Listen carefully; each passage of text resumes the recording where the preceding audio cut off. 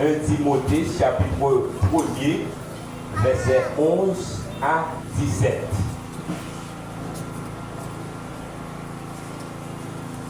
J'espère que nous allons m'appeler pour nous. D'après le glorieux évangile du Dieu bien-aimé, évangile qui m'a été confié, je rends grâce à celui qui m'a fortifié, le Christ Jésus, notre Seigneur, de ce qu'il m'a estimé fidèle en m'établissant dans le service. Moi qui étais auparavant un blasphémateur, un persécuteur, un homme emporté, mais il m'a été fait miséricorde parce que j'agissais par ignorance dans l'incrédulité. Et la grâce de notre Seigneur a surabondé avec la foi et l'amour qui est en Christ Jésus. C'est une parole certaine et digne d'être entièrement reçue que le Christ Jésus est venu dans le monde pour sauver les pécheurs, dont je suis moi le premier. Mais il m'a été fait miséricorde afin qu'en moi, le premier, Jésus-Christ montre toute sa patience pour servir d'exemple à ceux qui croiront en lui pour la vie éternelle. Verset 17. Ô roi des siècles, immortel, invisible ou bien invincible, seul Dieu, honneur et gloire au siècle des siècles. Amen. Merci nous capables. Et le thème de mon message de ce matin, de l'ignorance, nous capables. Le thème de mon message, de l'ignorance à la lumière, la puissance de la grâce divine. De l'ignorance à la lumière, la puissance de la grâce divine. Côté qui y a ignorance avec lumière là, mais puissance, grâce pour Dieu capable de manifester. Et frères et sœurs, maintenant c'est un grand privilège pour nous pour que nous soyons capables porte-parole du Seigneur dans ces circonstances-là. Nous gagnons un texte qui est assez intéressant côté que l'apôtre Paul lui-même l'a parlé de l'état de l'ignorance qu'il était hier. Nous voyons que l'apôtre Paul, dans le verset 11, lui parlait de l'évangile confié à lui, côté que mon Dieu confie l'évangile par moyen de Jésus-Christ pour lui capable de prêcher et porter bonne nouvelle là à travers l'humanité. Paul rappelle que l'évangile qui lui a été confié, l'évangile que mon Dieu confié là, c'est l'évangile de la gloire du bien-aimé. C'est l'évangile qui levait tête monde, la gloire du bien-aimé. Il n'était pas digne de le porter. Il n'a pas senti que lui-même, en tant qu'être, pour être capable de porter l'évangile ça. Mais c'est mon Dieu qui établit par grâce. C'est par grâce que Dieu établit l'apôtre Paul qui fait que ici lui-même, il est capable de porter l'évangile ça. Pour l'évangile, côté que mon Dieu fait appel avec tout le monde, sans que le pas tenir compte de passer nous. Sans que le pas tenir compte de ça nous ayons, mais pour Dieu garder décès éternel là parce qu'il voulait sauver l'humanité. Et dans le verset 12, l'apôtre Paul reconnaît et côté bon reconnaissance par la grâce que mon Dieu fait. Et c'est ça que l'a exprimé sa profonde gratitude envers Jésus-Christ, qui lui a fait confiance lorsque il était fortifié et il était placé dans le ministère. Et Michel a montré que lui-même qui était un persécuteur de l'Église, et maintenant, mon Dieu choisit pour édifier l'Église. Et la grâce rend capable de ce que Dieu appelle. Il s'est montré que tu es un persécuteur. Mais qui ça, mon Dieu fait? Mon Dieu fait grâce. Et mon Dieu fait appel à elle. Avec grâce à Dieu, mon Dieu fait là. Et bien, il s'est livré un serviteur. Et si vous regardez dans le verset 13, le verset 13 là, qui ça l'apôtre Paul dit de 1 Timothée, chapitre 1er, verset 13, mais qui ça dit, moi qui étais auparavant un blasphémateur. Souvenez ça. Moi qui étais auparavant un blasphémateur, un persécuteur, un homme emporté, sous la version du second, ou appelle dit un homme violent. Mais il m'a été fait miséricorde parce que j'agissais par ignorance dans l'incrédulité. De l'ignorance à la lumière, la puissance de Dieu. Et justement, gagner un diplomate du 20e siècle et 21e siècle, Léo Kofi Annan, il s'est écrit, il dit comme ça que c'est l'ignorance et non la confiance qui dresse. Et c'est l'ignorance et non la connaissance qui dresse les hommes, les uns contre les autres. Cette pensée trouve écho profond dans le témoignage de l'apôtre Paul. C'est l'ignorance qui dresse les gens, qui met les gens l'un contre l'autre, qui met les gens en division contre l'autre. Ce n'est pas connaissance, c'est ignorance.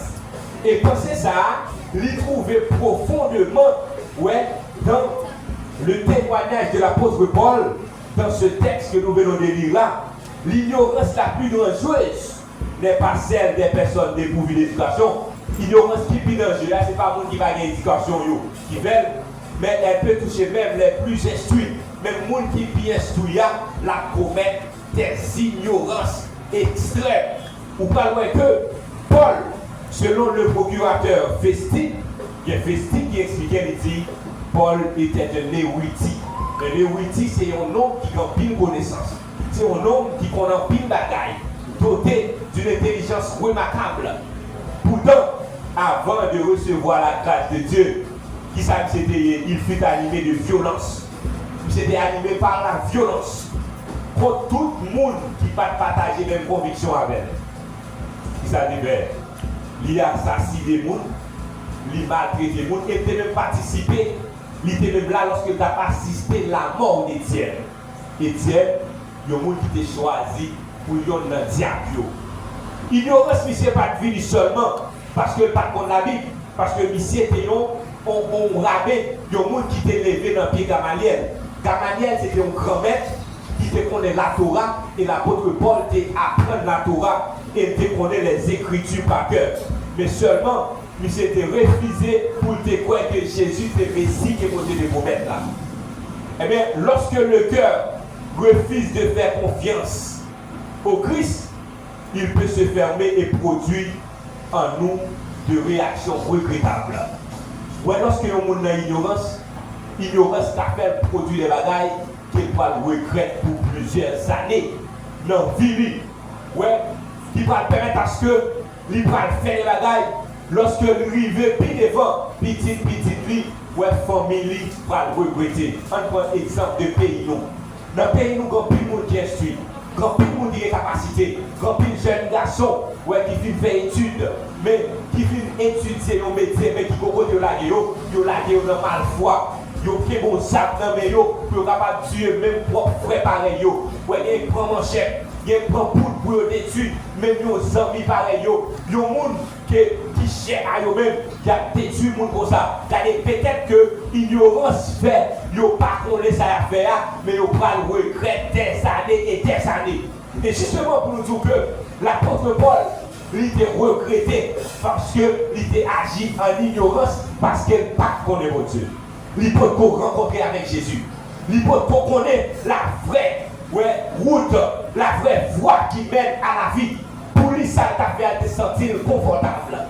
Et moi, je dis les à construire des bagages dans le pays, je suis tellement senti confortable parce que Dieu est aveuglé. Mais comment on dit qu'on ouvre les yeux? Comment on dit qu'on éclaire le monde? Comment on dit qu'on montre le vrai chemin? Et lorsque nous pas une perception fixée sur Jésus, tout ça qui vient, ouais, nous est comme mal. Et tout ça qui mal, nous est comme bien. Nous agi avec fausseté. Nous fait ça qui pas bon. Nous considérons comme c'est eux qui vont. Et c'est ça qui est arrivé Paul. Lorsque il était sous chemin d'Amassar. Lorsque Jésus-Christ frappait lycée, et lycée Vinouet. Lorsque lycée Vinouet, eh bien, il constatait que tout ça t'a fait yo, c'est que t'a fait yo de manière ignorante. C'est que il t'a fait yo dans l'ignorance. Lorsque tu es dans l'ignorance, il t'a pas agi comme ça. L'amour de Dieu pour dans lui-même. Lorsque Jésus frappait, Jésus ouvrit les yeux et vit que il était dans l'ignorance. C'est ça fait que le pratique comme ça que, mais moi qui étais auparavant un blasphémateur, un persécuteur, un homme emporté, mais il m'a été fait miséricorde parce que j'agissais par ignorance. Il se comprend que c'est par ignorance que tu as agi. Lorsque tu as agi par ignorance, bon Dieu va faire grâce. Ça va vous avez? Combien de monde qui est dans l'ignorance? Attendez-nous. Combien de monde qui est dans l'ignorance dans le pays nous? Combien de monde qui est dans l'ignorance dans nos situations? Des bagailles à faire. Qui a détruit propre tête, qui a crasé le pays, qui a détruit la situation familiale, et on va regretter plusieurs années dans la vie. Ils ne pas comprendre ça. Mais il y a un monde qui a ouvert les yeux. C'est Jésus-Christ. Lorsque nous rencontrons avec Jésus-Christ, la vie nous est capable de changer. Lorsque nous rencontrons avec Jésus-Christ, nous est capable de changer. Ah oui, Dieu est capable de faire toute la bagaille. Ça qui est possible, mon Dieu est capable de faire. C'est ça que l'apôtre Paul t'a dit. Lorsque moi rencontré avec Jésus, moi je veux tout. Et lui-même il fait de moi un serviteur. Et il confie dans l'évangile qui est capable de prêcher par grâce. Dans fin d'année ça. Dans fin d'année ça, n'a pas approché vers fin d'année. Et combien de monde qui dans l'ignorance, nos situations qui est. Et combien de monde qui dans l'ignorance de ça qui a vivre. Mais qui toujours était là-dedans, qui peut remettre Jésus la vie. Parce que ça, ils ont senti confortable. Ils ont senti bon. Pourtant, ils ont erreur. Bon Dieu est capable d'ouvrir la voie. Bon Dieu est capable d'ouvrir les yeux lorsque nous rencontrons avec Jésus. Lorsque nous rencontrons avec Jésus, Dieu nous est capable d'ouvrir. Et oui, il est capable d'ouvrir. C'est que l'apôtre Paul admet que lui-même, il était un blasphémateur, il était un pécheur, ouais, il était un persécuteur, il était un violent. Ouais, oui, il n'a pas minimisé faute lui, mais il était reconnaître que tout cela venait de son ignorance et son incrédulité. Mais la conversion commence par une honnête reconnaissance de ce que nous étions sans Dieu. Lorsque nous reconnaissons ça que nous avons fait sans mon Dieu, nous n'avons pas rien, et bien laisse ça, nous commençons à changer la vie. Et c'est ainsi que mon Dieu parle mettre grâce en abondance sous la vie. Vous parlez dans le verset 14 que l'apôtre Paul affirme que la grâce du Seigneur surabondait pour lui. La grâce de Dieu venait sous lui en abondance. Alléluia. Mon Dieu va contenter pour ne pas donner le monde. Mon Dieu va contenter pour ne pas donner le monde. Et lorsque mon Dieu est transformé, il est transformé profondément. Lorsque mon Dieu est transformé, il est transformé profondément. Sa grâce dépasse notre culpabilité, nos limites et nos erreurs. La grâce de Dieu dépasse culpabilité nous, faute nous, péché nous, il dépasse limite nous, et il dépasse erreur nous. Et mon Dieu prêt jusqu'à présent pour nous faire nous grâce par moyen de Jésus-Christ. Il est prêt pour faire nous grâce. Et l'apôtre Paul, c'est un modèle pour nous considérer. Et lui-même, il t'a parlé, il dit comme ça que, et lui considéré comme le premier des pécheurs. Et il dit, si mon Dieu est sauvé, ouais, c'est pour me démontrer à tout le monde que la patience de Jésus-Christ est infinie. La même chose avec nous. L'apôtre Paul dit, moi-même qui était un persécuteur, oui. Si mon Dieu est sauvé, c'est pour me montrer tout le monde que patience, Jésus-Christ, lui, son patience qui est infinie. Lui, pas de limite. Et lui-même, lui devient un exemple vivant de la puissance rédemptrice de la grâce. Personne n'est trop loin pour Dieu. Pas de monde qui croit loin pour mon Dieu capable de relever. Pas de monde qui pense trop éloigné de mon Dieu.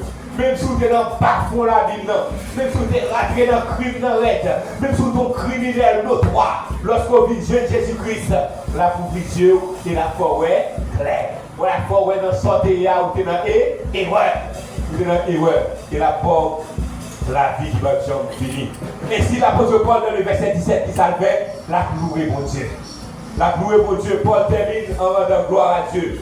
Il dit au roi des siècles, immortel, invisible, l'immortel, invincible, seul Dieu soit honneur et gloire au siècle des siècles. Amen. Il dit, quel que soit mon outil, c'est mon Dieu seulement qui mérite la gloire. À Dieu soit la gloire au siècle des siècles. La transformation qu'il a vécue conduit naturellement à l'adoration. Lorsque mon Dieu transformé au monde, mon Dieu transformé où c'est Boubal. Attendez, c'est Boubal. Mon Dieu transformé nous pour nous capables de gloire. La transformation de l'apôtre Paul conduit à la gloire. Ainsi que l'apôtre Paul dans le verset 17 de 1 Timothée chapitre 1er, il dit que au roi des siècles, immortel, invincible, seul Dieu soit honneur et gloire au siècle des siècles. Comment on prend ça encore? Au roi des siècles, immortel, invincible, seul Dieu soit honneur et gloire au siècle des siècles. Amen. C'est mon Dieu seulement qui mérite gloire. C'est mon Dieu seulement qui mérite honneur.